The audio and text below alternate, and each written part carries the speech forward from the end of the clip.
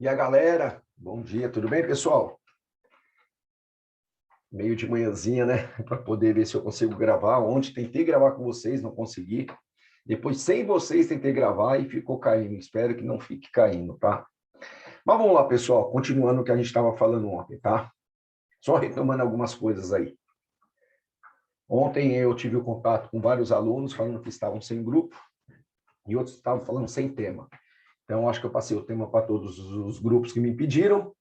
E para aqueles alunos que estão sem grupo, gente, aí não tem jeito. Aí eu oriento a mandar uma mensagem de WhatsApp no grupo que tem a galera e falar que está sem grupo, se dá para se encaixar. Eventualmente, se tiver algum grupo, se tiver 6 pessoas e tem uma que está fora, pode colocar, só me avisa, por favor, tá bom? Mas que fique aí o compromisso de que vai participar, vai ajudar e vão estudar juntos aí, ok? E uma outra coisa, galera, o que eu pensei depois? Eu vi que tem bastante gente que eu não dei aula, e muita gente do primeiro semestre também, tá? Então, dia 11/9 é um sábado. Opa. Então, sábado. Opa, deixa eu só mudar aqui essa parada aqui, o e-mail. Para a gente ter aí uma aula sobre o PIO, somente sobre o PIO, tá? Então, aula sobre o PIO, ok? O que eu estava pensando? Ou das 9 às 11, ou das 19 às 21, ou 18, melhor. Porque depois vocês podem ir para balada, e eu, como sou velho, eu vou direto para o sofá assistir televisão, ok? Tudo bem, galera? Então, aí a gente faz uma enquete na próxima aula, na semana exatamente. Não, enquete nada. Putz, eu vou ter que mandar por WhatsApp. Por quê? Porque semana que vem a gente não tem aula, e aí sábado já é a aula sobre o PIO. Então, eu vou mandar para os representantes e vou pedir para eles apurarem o que foi melhor para vocês, tá? Ok? Então, vamos lá, gente. Voltando. A gente, a nossa disciplina é a contabilidade básica, né? Para quem não teve a primeira aula hoje comigo. E peço mais uma vez desculpa, isso nunca tinha acontecido. Eu estou há um ano, desde março de 2020. É um ano? É, porque eu dei aula no primeiro semestre. Já, não, um ano e meio, já dando aula nesse sistema e o que acontece? Nunca tinha acontecido isso, tá? Hoje eu vou estar ligando de novo na Vivo aí, entender melhor. Se por um acaso eu sentir que pode acontecer, aí como a unidade Vila Formosa fica perto de casa, aí eu vou e dou aula de lá, tá? Para vocês não serem prejudicados. Vamos lá, gente. Quem são usuários da contabilidade? Retomando. Eles são classificados de duas maneiras, os usuários internos e os externos, tá? Então, levando ao pé da letra, quem são os usuários internos? São as pessoas internas à entidade, como é o caso do gerente e do diretor, ou seja, pessoal, é aquela pessoa que ela tem os dados financeiros da empresa que usa no dia a dia dela, o diretor financeiro, o diretor de contabilidade, o gerente financeiro, o gerente de contabilidade, tá? Que eles sabem conta a conta, rúbrica a rúbrica, o que é cada gasto, o que é cada receita, ok? E o que acontece? Aí você tem os externos, são pessoas que utilizam as informações contábeis para o processo decisório. Sócio. Sócio externo, gente, por quê? Porque normalmente ele pega já um balanço feito, já os dados consolidados, sintéticos, tá? E ele toma a decisão, ou ele vai eliminar um produto, ou ele vai aumentar o número de filiais, ou ele vai abrir novas lojas, abrir filiais, abrir novas lojas é a mesma coisa, né? Ou ele vai diminuir, tentar diminuir custos para aumentar receita, lucro e assim por diante. Aí nós temos também fornecedores, como eu tinha comentado. Por que é tão importante? Pô, eu como fornecedor, eu tenho que saber se aquela empresa está indo bem ou não, em termos de números, tá? Se ela está conseguindo pagar os seus fornecedores. Bancos basicamente utilizam muitos dados contábeis para poder ter o poder decisório de dar um crédito ou não. Ok, galerinha? Então, esses são os dois usuários que se utilizam da contabilidade. E assim, galera, não pensa como contabilidade só o balanço patrimonial, não. Que fique bem claro aqui, tá? O balanço patrimonial, ele é uma das ferramentas que a contabilidade tem. Mas nós temos o fluxo de caixa, demonstração de fluxo de caixa, nós temos o DRE, nós temos o próprio faturamento, todo e qualquer dado financeiro que é consolidado, controlado e gerenciado é um dado contábil, ok? E a gente vai falar um pouco sobre a contabilidade e suas funções, tá? Vamos lá. Veja a lista de funções da contabilidade. Registrar os fatos administrativos. Pessoal, vou falar um negócio para vocês. Dar aula sem a presença de vocês é muito ruim. Porque agora a gente ia debater, ia conversar, ia perguntar, você entendeu? É uma pena mesmo, mas espero que não fique, que vocês não tenham a sensação de falta de conteúdo, porque não vai ter, fiquem tranquilos. Pessoal, registrar os fatos administrativos nada mais é do que você registrar o faturamento diário da empresa, tá? O quanto emitiu de nota fiscal, o quanto teve determinado custo, despesa e assim por diante, tá? Então, você registra. Eu sempre falo o seguinte, pessoal, quando que uma pessoa física tem uma boa administração financeira? Quando ela começa a registrar tudo, absolutamente tudo, tá? Ou seja, quanto que ela gasta e já fazendo um fluxo de caixa projetado. Ou seja, eu vou projetar aquilo que eu tenho, tá? Só para efeito assim, de exemplo, pessoal, eu tenho um fluxo de caixa que ele me fala em 5 anos como é que eu vou estar. Logicamente, dá exatamente? Não, porque às vezes tem algum gasto que você não está esperando e tem que colocar, você entendeu? Mas 90% acaba dando certo. Por quê? Porque eu já projetei nos próximos 5 anos. Então, eu sei se vai me sobrar ou se vai me faltar. E está me faltando e me faltando muito. O que eu tenho que fazer? Aumentar minha receita. Além de aumentar minha receita, eu preciso diminuir minha despesa, porque é a melhor associação para um planejamento financeiro, tá? Como que eu consigo me planejar financeiramente? Aumentando receita, diminuindo despesa. Não tem jeito, tá? Então, o que acontece, gente? A contabilidade serve para isso, para a empresa, tá? Eu registrei o faturamento da empresa. Quanto que foi esse ano 2020? Eu estou crescendo ou não? Se eu não estou crescendo o faturamento, quais são os motivos? O mercado tá frio? Frio no sentido de não está consumidor, tá? Não está comprando muito. Ou eu estou perdendo determinado faturamento por causa de um concorrente novo que entrou ou de um outro concorrente que já estava. Então, registrar esse fato administrativo é extremamente importante. Quanto que eu tenho no caixa, quanto que eu tenho em conta a receber. Eu preciso saber se amanhã eu vou ter dinheiro para poder pagar, se daqui a um mês eu vou ter dinheiro para as compras que eu estou fazendo hoje, e assim por diante, tá? Demonstrar e controlar as mutações patrimoniais. Gente, vocês vão perceber o seguinte, quando vocês trabalharem em financeiro de empresa, provavelmente o pessoal mais que é administração, o dono vai falar assim, caramba, eu trabalho, e o que acontece? Eu não vejo o meu dinheiro. Por quê, gente? O dinheiro está no dia a dia da empresa. E o que faz mostrar se uma empresa está indo bem ou mal? A mutação patrimonial, que a gente vai ver no final da aula aqui, alguns exercícios, se o patrimônio líquido, que é o dinheiro dos sócios, estiver crescendo, perfeito. Agora, se o patrimônio líquido estiver diminuindo, ou seja, aquilo que sobraria para o sócio, alguma coisa está errada. Ou estou vendendo errado, ou meu custo está muito alto, aí eu preciso rever isso. Ok, galerinha? Servir como elemento de prova em juízo ou tribunal. O que acontece, pessoal? Fiz uma compra da empresa A, tá? Ela me fez a emissão da nota fiscal e eu fiz esse controle, ok? Se amanhã ela tentar me protestar por qualquer outra coisa, estou dando um exemplo, tá? Por qualquer outro título que... não, desculpa, esse título eu paguei. Então, veio lá a nota fiscal, veio o boleto, eu paguei. Se por um acaso amanhã ele quiser me cobrar, eu tenho como comprovar em juízo, em tribunal, que está pago, está aqui, ó, eu tenho um comprovante. E contabilidade é isso, é controle. Que dia que saiu da minha conta, posso mostrar no extrato e posso mostrar no comprovante ali de pagamento, tá? Então, serve como elemento de prova, sem dúvida alguma, ok? Fornece elementos para que os acionistas, os sócios, possam examinar as contas de diretoria e aprová-las ou não. Aqui, gente, eu vou gastar um pouquinho mais de tempo. O que acontece? Aquilo que eu falo, diretoria e gerência está no dia a dia da empresa, está no analítico. O que é no analítico, tá? É no pagamento de contas, está ali no dia a dia mesmo da empresa, o valor que recebeu, de que cliente recebeu, que prato foi vendido. O sócio, pessoal, normalmente, quando uma empresa grande, não uma empresa pequenininha, que às vezes é o sócio, que é o financeiro, que é o marketing, é o RH.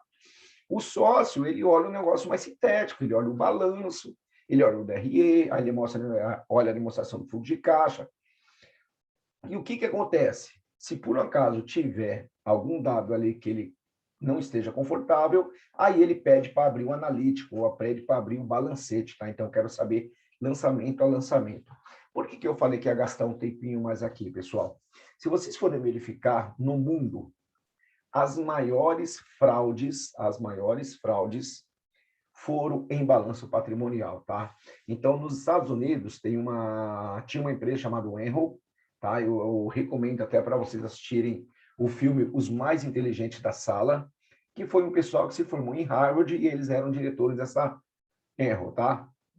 Foi a maior falência que já teve história no mundo, tá? Porque é assim, através de dados contábeis, eles manipularam o negócio por anos e anos e acabou quebrando, tá? E foi uma das maiores fraudes contábeis do mundo. Aí você teve a Parmalat, lembra da Parmalat? Alguns são jovens, tá? Mas o Fabião vai lembrar, porque viu o Palmeiras ganhar vários títulos, inclusive Libertadores. O que aconteceu com a Parmalat? A Parmalat é uma empresa italiana, começou a fazer fraudes, aí veio no Brasil, comprou um monte de fábrica, patrocinou o Palmeiras, patrocinou o time do Parma lá fora da Itália, e depois constatou uma fraude contábil gigante. Aí a Parmalat acabou vendendo várias fábricas, inclusive a marca dela, a Parmalat, foi vendida também, tá? Uma outra, Silvio Santos, confiou tanto no cunhado, tá? Olha a palavra, cunhado. Confiou no cunhado. O que o cunhado fez? Uma fraude contábil, tá? O que acontece? Só para vocês entenderem. Tinha lá o Banco Pan-Americano, ele fazia financiamentos de carro. Aí ele tinha um contas a receber, tá? Ele vendia esse contas a receber, esse direito de recebimento sobre o financiamento que ele fez. Ele recebia o dinheiro, mas não tirava isso do balanço. O que acontece? O Banco Pan-Americano entrou em crise, o Silvio Santos teve que dar todo o patrimônio dele como garantia, tá? E o prejuízo foi de 4,5 bi, mais ou menos. Aí depois ele foi e fez o negócio e acabou vendendo, acho que para, não lembro se é Banco do Brasil ou Caixa Federal, que é dona do Banco Pan. Eu acho que é mais o Banco do Brasil. Não vou afirmar. Então, gente, esse balanço patrimonial, ele é extremamente importante, desde que ele seja muito bem auditado, ok? Ah, e voltando a falar do caso da Enron, que aconteceu lá nos Estados Unidos. Nós tínhamos uma grande empresa de consultoria e auditoria no mundo chamado Arthur Andersen, tá? Arthur Andersen era do tamanho da Price, era gigantesca, e ela estava envolvida exatamente, não estava envolvida nessa fraude, mas só para vocês entenderem, ela prestava consultoria e auditoria. E o que acontece? O contrato de consultoria era 50 milhões por ano, e o de auditoria 5. Aí o pessoal da consultoria falou assim, meu, se tiver alguma coisinha aí, não faz escarcel, porque senão a gente pode perder a consultoria, tá? E isso é que acabou acontecendo. Os balanços foram devidamente aprovados, anos a anos, porque empresa de capital aberta obrigatoriamente tem que ter aprovação dos balanços por contadores, tem que ser assinado e aprovado, ok? E o que aconteceu? Chegou uma hora que o negócio estourou e a Arthur Andersen não existe mais, tá? Diretores dela foram presos porque estavam envolvidos, não diretamente, mas indiretamente na fraude, porque fizeram vista grossa para não perder o processo de consultoria. Aí o Senado americano aprovou uma lei que suborne e alguma coisa, tá? Depois eu passo para vocês. Na qual essa lei diz o seguinte, que é proibido a mesma empresa que fizer a consultoria fazer a auditoria do balanço. Ou seja, se a Price for fazer a consultoria da Vox, ela não pode fazer auditoria e vice-versa. Tá bom, gente? Vamos lá. Ó. Demonstrar ao fisco o cumprimento da legislação tributária. Através de como, pessoal? Ah, professor, mas eu sou o SIM. Não, eu sou o MEI. Como que você comprova? Através do pagamento da DAS lá, de 50 e poucos reais.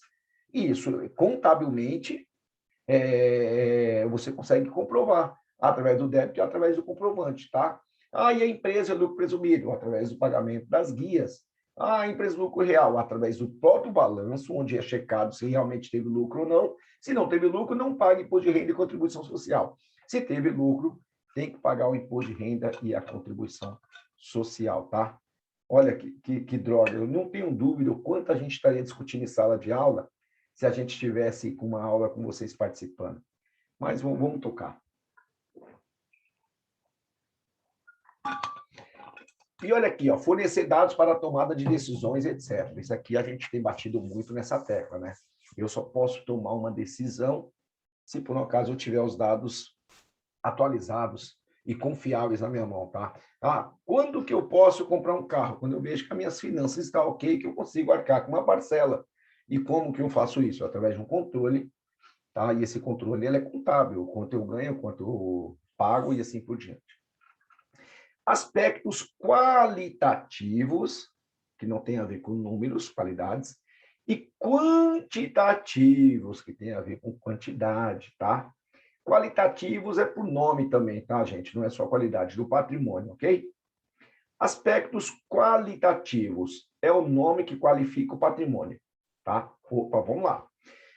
Deve ser claro o bastante para identificar o que está sendo registrado no nome. Pessoal, caixa é caixa.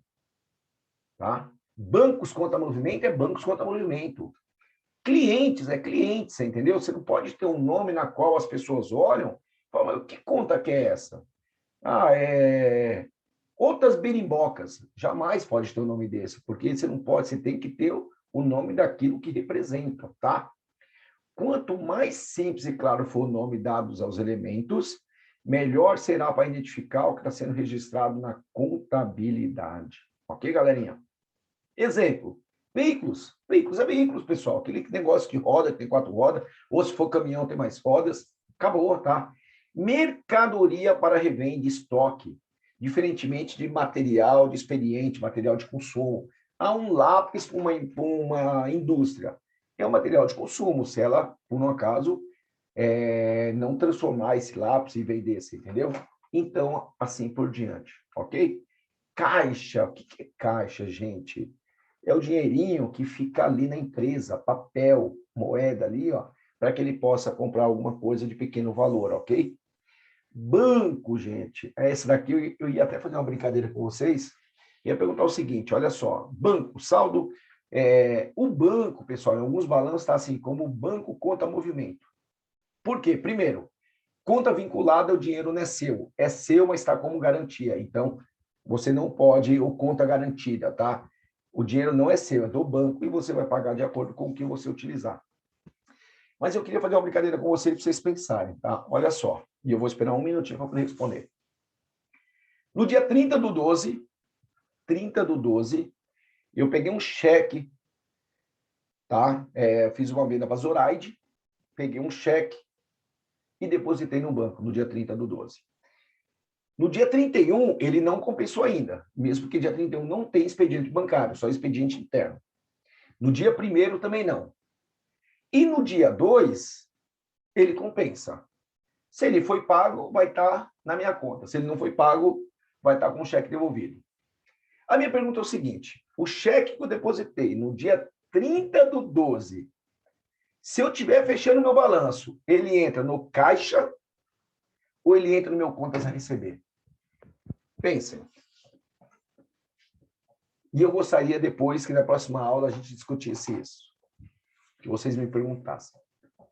Olha só, de novo. Peguei um cheque, vocês sabem que o cheque, diferentemente do Pix, que cai na hora, do TED, que cai até 30 minutos, o cheque ele demora prazo de compensação. Até R$ 199,99 demora 48 horas. Acima de 200, 24 horas. Então é assim, ó, depositei no dia 30, dia 31, em primeiro banco fechado. Caixa ou contas a receber? Quando isso, eu vou tomar um gole de água.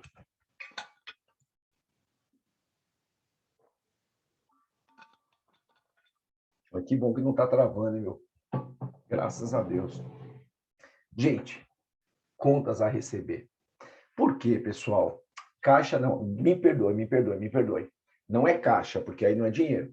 Ele seria banco conta movimento ou contas a receber. Me perdoe, ó, eu ensinando errado. Por que banco conta movimento? Porque foi depositado no banco, tá? No caixa é só dinheiro. Então é assim, gente, ele é cliente. Por que cliente, gente? Porque ele só passa de cliente para banco conta movimento quando efetivamente esse cheque foi compensado e pago, tá? E esse cheque só vai ser compensado e pago ou no dia 2 ou no dia 3, dependendo do valor dele. Se for acima 200 ou mais, já no dia 2 ele... Não, no dia 2 não, no dia 3. Só explicar o porquê. Eu deposito no dia 30. Só vai cair na conta das Zoraide, se for acima de R$200, no dia 30 à noite. Ok? Aí no dia 2, o gerente vai devolver ou não. Aí no dia 3 vai estar disponível para mim, tá? O que acontece? Então, no dia 31, no fechamento do balanço, eles têm que estar contabilizados em clientes e não banco conta movimento. Por quê? Porque ele vai estar lá cheque bloqueado, depósito bloqueado, tá? Depois a gente vai discutir um pouquinho mais. Olha só, cliente, quem compra da minha empresa. Vocês vão perceber, gente, que no passado tinha assim, duplicados a receber, contas a receber. Hoje, essa nomenclatura ficou muito usual como clientes. O que é clientes? Porque é tudo que você tem a receber. Porque quando se falava em duplicatas a receber, gente, porque lá no passado só existia duplicata. Não tinha esse negócio de cartão de crédito, cheque pré-datado, falando bem no passado, tá? Cartão de crédito, cheque pré-datado, não. Tá? Era duplicados a receber. Hoje não. Hoje clientes envolve cartão de crédito, duplicado a receber, aquele que você vai receber crédito em conta e assim por diante. Ou seja, é um direito que você tem de receber de um determinado cliente, tá? Olha aqui, a conta fornecedor. Quem vende para a minha empresa? Eu disse, calma aí, ó. Então, o que entra dentro do fornecedor? Somente mercadoria que eu vou revender e somente matéria-prima que eu vou produzir e vou vender, ok? Comprei um caminhão para fazer entrega em 24 meses sem juros. É fornecedor? Eu vou vender o caminhão? Não. É para entregar mercadoria. Não é fornecedor. Ele é meu conta, outras contas a pagar ou contas a pagar. Tá? E mas não entra em financiamento? Não. Por quê? Porque ele não está gerando juros. Financiamento entra juros, ok? E muitos outros, tá, gente? Impostos a recuperar, impostos a pagar, contribuições sociais, salários e assim por diante, tá? Agora vamos falar dos aspectos quantitativo, que você consegue quantificar. Observa que quantidade vamos ver se está certo em português. Observem que quantidade, esse elemento aparece. Caixa, 10 mil, 20 mil, 50 mil. E o seu valor monetário, tá? Então, vamos lá. Exemplos. Veículos, 20 mil. Caixa, 110 mil. Banco, 18.124,16. Cliente, 11 mil. Fornecedor, 5.895. Ou seja, eu estou quantificando, tá? É isso, pessoal. Agora a gente vai entrar em alguns termos que é muito utilizado em contabilidade, termos mais técnicos, tá? Então, vamos lá. Conta. O que é conta? É o nome técnico utilizado para registrar os elementos, levando em consideração os aspectos qualitativos e quantitativos, ok? Simplificando, é como se todos os elementos dentro da contabilidade tivessem um endereço. Ou seja, recebi o dinheiro, vai para onde? Para o banco. Caiu no banco. Recebi em papel moeda, vai para o caixa, ok? Sempre que formos movimentar um elemento, faremos registro nesse endereço, que recebe o nome de conta, alterando o saldo desse elemento. Tenho 10 mil reais no caixa, dinheiro, papel. Recebi uma compra à vista em dinheiro, mais 10 mil. Quanto que eu vou ter na conta caixa? 20 mil. Tinha lá o contas a receber, ok? Um cliente do contas a receber de 10 mil pagou, e pagou via boleto, entrou crédito no banco. Sai do clientes e entra no banco conta movimento, ou seja, você tem movimentações, tá? É nisso que a contabilidade se pega, é nisso que vocês têm que tomar muito cuidado, viu, senhores contadores, tá? Patrimônio, vamos lá, o que é patrimônio, gente? A princípio, quando se fala em patrimônio, pensamos ser tudo o que a pessoa tem, ou seja, nas posses.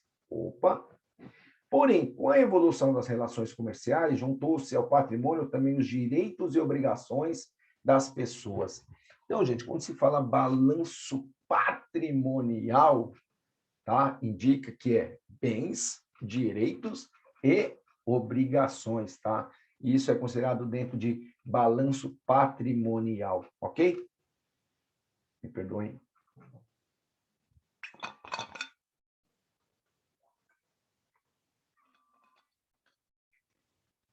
Vamos lá, galerinha. Assim, o patrimônio é o conjunto de bens, que nós iremos entrar em detalhes, direitos e as obrigações. O que são bens? São os elementos que podem ser avaliados monetariamente e podem ser identificados para uso, troca ou venda. Os bens possuem utilidade, pois são eles que satisfazem as necessidades dos seus proprietários. Olha só, gente. Primeiro, bens permanentes. São bens que possuem vida longa e são adquiridos para serem utilizados na empresa, ou seja, não são destinados à venda. Veículo, máquinas, ferramentas, computadores, telefones e assim por diante. Então, é assim, gente. Em que momento que o veículo é um bem permanente? Desde que não seja uma loja de carro, concessionária de carro, ou uma montadora. Por quê? Porque esse veículo não vai ser destinado à venda, ele vai ser destinado a ajudar na atividade operacional de uma empresa, tá? E a mesma coisa com máquinas e ferramentas e assim por diante, tá? Bens de consumo são adquiridos para utilização dentro da empresa e que serão consumidos a curto prazo, geralmente dentro do próprio exercício em que foram adquiridos. Material de expediente, material de limpeza, material de escritório, tá? Ou seja, comprei o lápis para a gente utilizar para o dia a dia da empresa, tá? Então, esse daqui, pessoal, bens permanentes, ele tem vida longa. Esse daqui normalmente tem vida curta, tá? Bens móveis, tá? Ó, então você tem bens permanentes que podem se encaixar dentro de bens móveis, tá? São bens suscetíveis de remoção sem danos em estado físico e de utilização. Veículos. Ó, mudei minha filial. Posso levar para a filial? Lógico. Animais. Sem dúvida. Máquinas. Animais vão colocar o cachorro. O cachorro segurança. É um bem que a empresa tem. Máquinas, móveis e equipamentos, ok? Bens imóveis. Bens que não podem ser deslocados do seu lugar de origem, solo e subsolo, sem danos físicos de utilização. Estou no prédio, é meu. Como é que eu vou pegar esse prédio e levar para o outro lado? Não dá, tá? Edificações, impossível. Então, são bens imóveis, ok, galerinha? Essa é a diferença básica aqui. E para quem for prestar concurso público, gente, voltado para áreas que pedem contabilidade, com toda certeza cai isso daqui, tá? E são aqueles que deslocados terão que ser total ou parcialmente danificados. Como é que você vai tirar um prédio? Ou você vai danificar ele inteiro ou parcialmente, impossível, tá? Exemplo, casa, terreno, edifício, reflorestamento e assim por diante. Ah, reflorestamento, sim, gente. Eu tenho lá, eu sou empresa de indústria de papel, só Suzano, e eu tenho lá um terreno que tem um reflorestamento das árvores, tá? Então, se eu for querer tirar tudo aquilo, de certa maneira, eu vou ter um dano, vou tirar ele. Então, as raízes vão quebrar. Então, por isso que ele é chamado de bens imóveis, ok? Me perdoe. Bens corpóreos ou tangíveis. Tangíveis. Consigo pegar. Ok? São bens que constituem corpo físico, ou seja, possuem matéria e podem ser tocados. Peguei, ó. Ok? Então, é chamados corpóreos ou bens tangíveis, tá? Bens incorpóreos, intangíveis. Marca Itaú. Marca Drummond. Não consigo pegar, tá? Ou seja, são bens que não constituem matéria, ou seja, não podem ser tocados.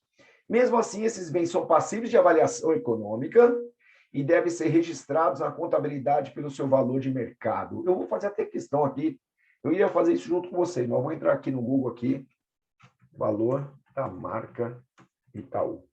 Só para a gente ter uma ideia. Vamos lá, internet, pelo amor de Deus, não me deixa na mão. Opa, Itaú e Bradesco são as marcas mais valiosas do país, ó. Olha aqui, ó. Itaú e Bradesco são as marcas mais valiosas do país, aponta o estudo, tá? Itaú, olha lá. Segundo a nova edição do levantamento, a marca Itaú alcançou um valor de 37,3 bilhões e o Bradesco 26,93. Na sequência aparece Skol com 17, Brahma com 12 e Natura com 9 bilhões. Ok, galerinha? Então, aqui é um bem intangível. Eu vou até copiar isso aqui, ó. Copiei. Opa. Ó.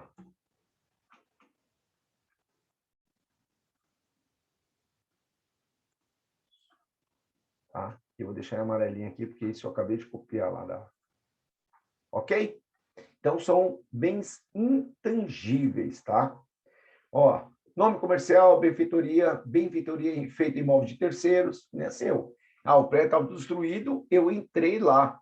Ah, então, calma aí, eu faço a melhoria, e isso, de certa forma, é um patrimônio intangível meu. Como que eu vou ter esse patrimônio de volta? Através de desconto em aluguel, aí é tudo negociado, tá? Fundo de comércio, vende-se o ponto. O que é fundo de comércio? É o ponto, pessoal, é o direito de utilizar aquele ponto, tá? Marca, patente, licença de uso ou direitos autorais. Licença de uso de marca, entre outros, tá aqui, tá? Então, isso é o que a gente chama de bens intangíveis, você não consegue pegar. Como é que eu vou pegar o fundo de comércio? Não existe, tá? Direitos, o que são direitos, tá? São os elementos que representam os bens que estão em poder de terceiros. Vamos falar. Ó.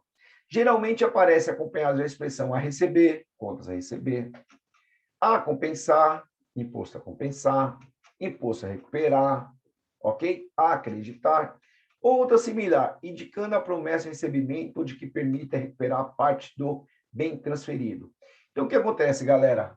Imposto a recuperar. Por que recuperar? Porque eu paguei mais do que eu deveria, tá? Através de alguma compensação. Vamos dar um exemplo. Uma empresa exportadora, tá? Quando ela exporta, uma empresa importadora. Deixa eu dar outro exemplo, tá? Ela importou. Quando a mercadoria chega aqui, essa mercadoria ela entra no estado de São Paulo a 18%. Quando vende para um outro estado, que seja 12%. Aí você vai ter aí a alíquota diferença para poder você recuperar esse imposto, tá? Então, por isso que fala imposto a recuperar. Exemplo, contribuições a receber, títulos a receber, adiantamento concedido, neste caso, mesmo sem a expressão, trata de um direito, porque alguém recebeu o adiantamento e deverá devolver o valor recebido. Vamos ao exemplo. A Nayara. A Nayara fala o seguinte, eu preciso que você confeccione 50 calças para mim, pois eu vou vender, ok? Para mim, para eu. Para mim, porque pois não é verbo depois de ação. Para mim. O que acontece? Fala assim, Nayara, então, da última vez que você fez isso para mim, você não me pagou. Vamos fazer o seguinte, me faz um adiantamento. 50% para poder encomendar. Ela vem e deposita 50%. Então, isso é um valor que eu tenho para ela a devolver através das calças, tá? Por isso que chama adiantamento de clientes, tá? Bens e direitos, gente, compõem o ativo da empresa, tá? Ou seja, tudo que é bom para a empresa são os bens e direitos. Bens, carro, moto, equipamento, máquina, imóvel. Direito, contas a receber, ok?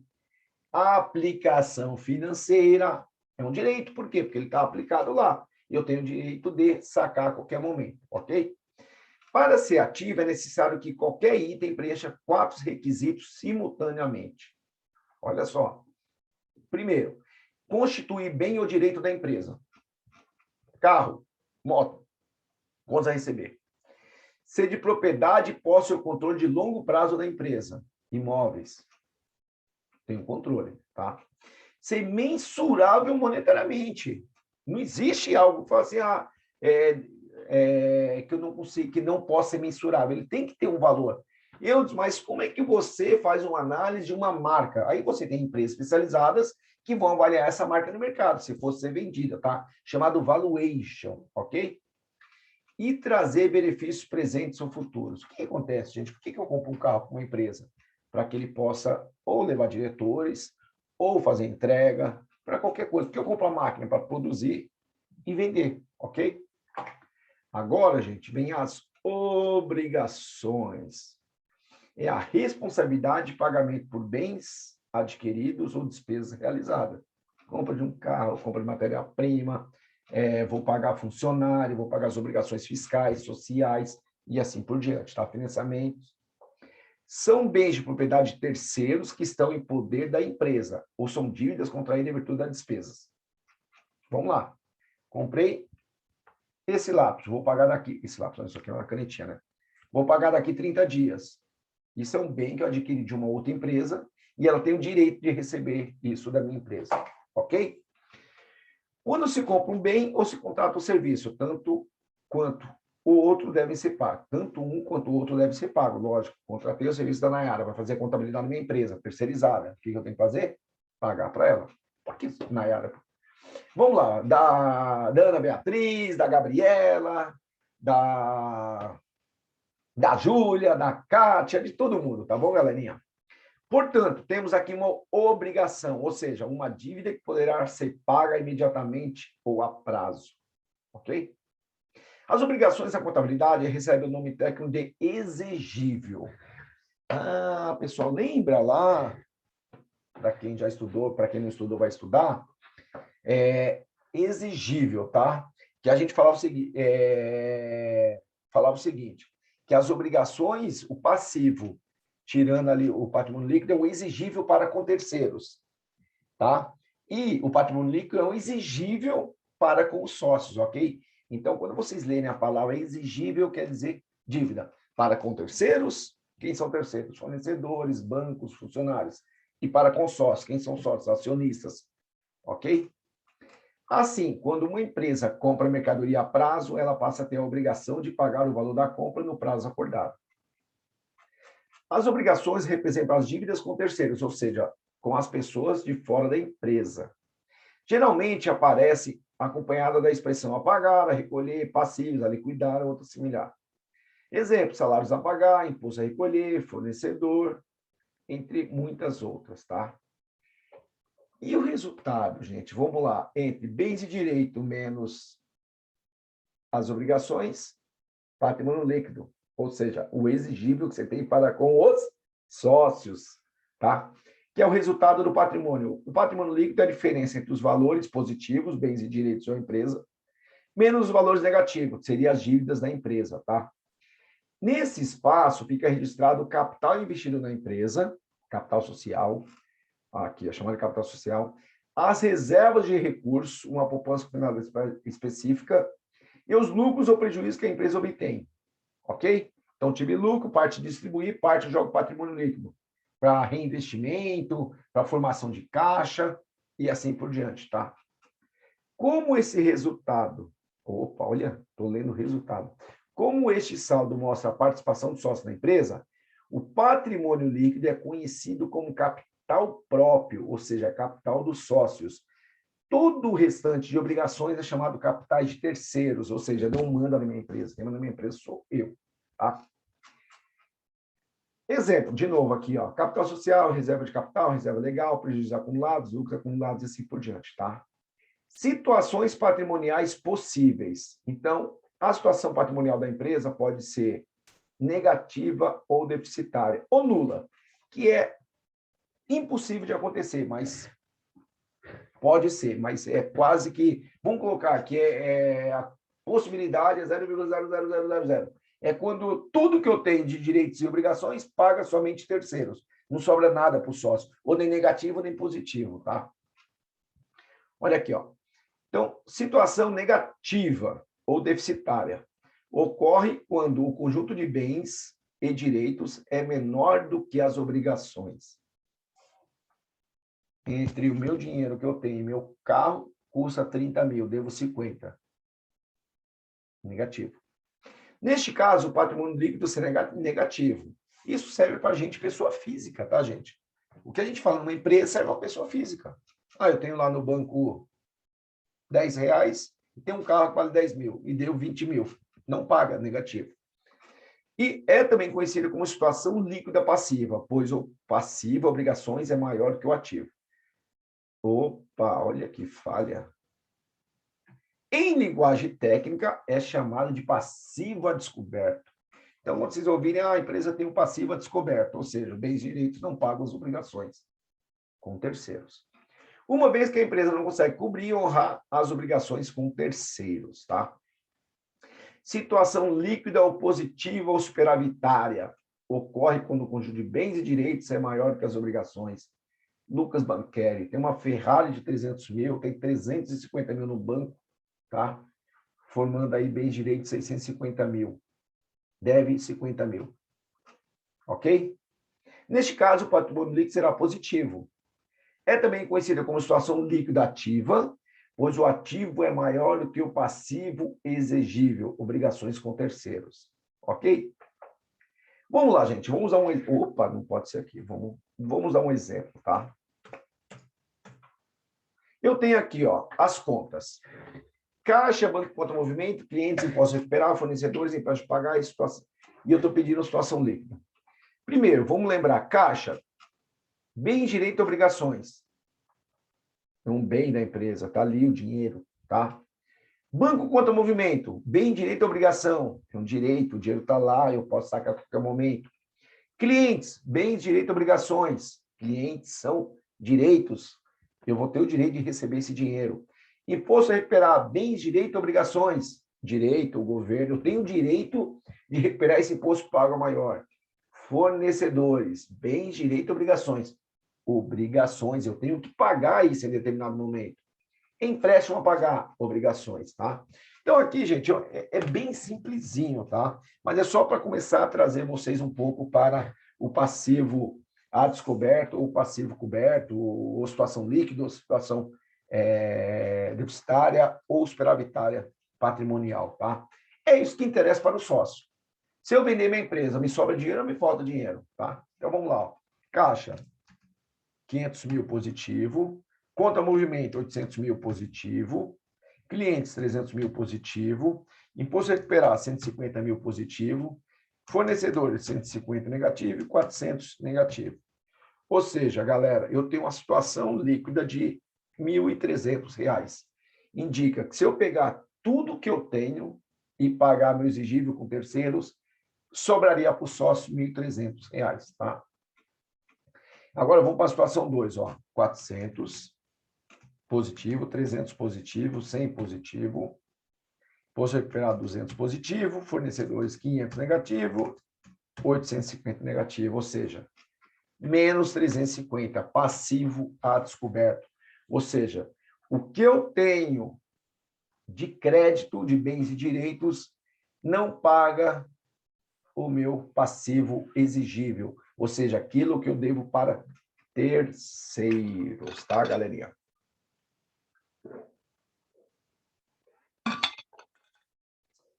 E se a gente estivesse agora em aula, com certeza ia dar bastante discussão. Ok? Situação 3. Vamos lá. Ó. 300 positivo, 700 positivo, 200 positivo, 100 negativo, 1.000 negativo e 300 negativo. Opa, calma aí, fiz besteira. 300, 700, 200. 100 é positivo. 1.000 menos, 300 menos. Eita, 0, 0, ó. Nula. Aqui, gente, é assim. Não existe o impossível em nada. Na vida, em nada, tá? Mas é muito difícil que isso ocorra, tá? Essa situação aqui nula, tá? Então, você tem aqui uma situação patrimonial líquida superavitária ou você tem deficitária. Nula, muito, muito, muito, muito, muito, muito, muito difícil. Entendeu, galera? Tranquilos? Na próxima aula que a gente tiver após a C1, vou dar um exercício desse simplesinho, tá? Com as contas totalmente bagunçadas, só para vocês começarem a ter números também, começarem a trabalhar com números, tá? Infelizmente, gente, quando você não tem a participação, a aula se torna não tão legal.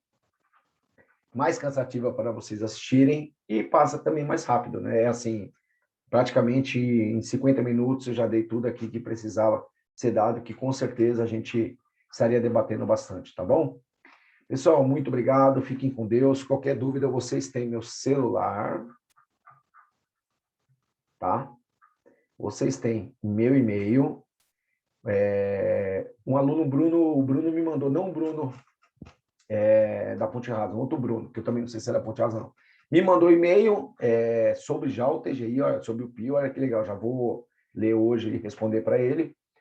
E quando for assim, galera, olha, eu te mandei um e-mail lá, tá? Manda aqui no 99218.000, que aí eu vou lá e já olho o e-mail, tá bom, galerinha?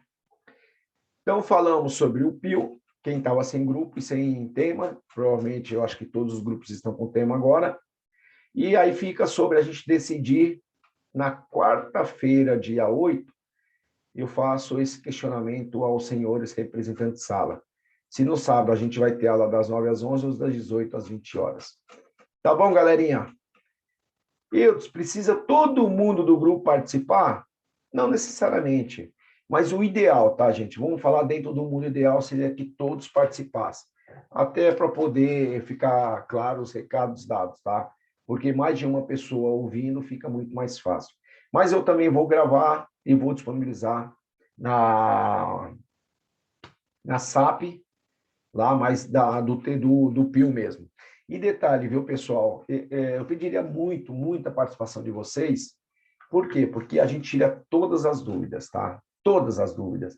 Porque, assim, assistir só eu falando aqui, você não consegue tirar dúvidas e assim por diante, tá bom? Obrigado, galera. Estou disponibilizando o material, já coloquei ontem à noite lá no portal. Estarei disponibilizando o vídeo no portal. Vou baixar para o YouTube e mandar também para os representantes de sala. Obrigado e fiquem com Deus.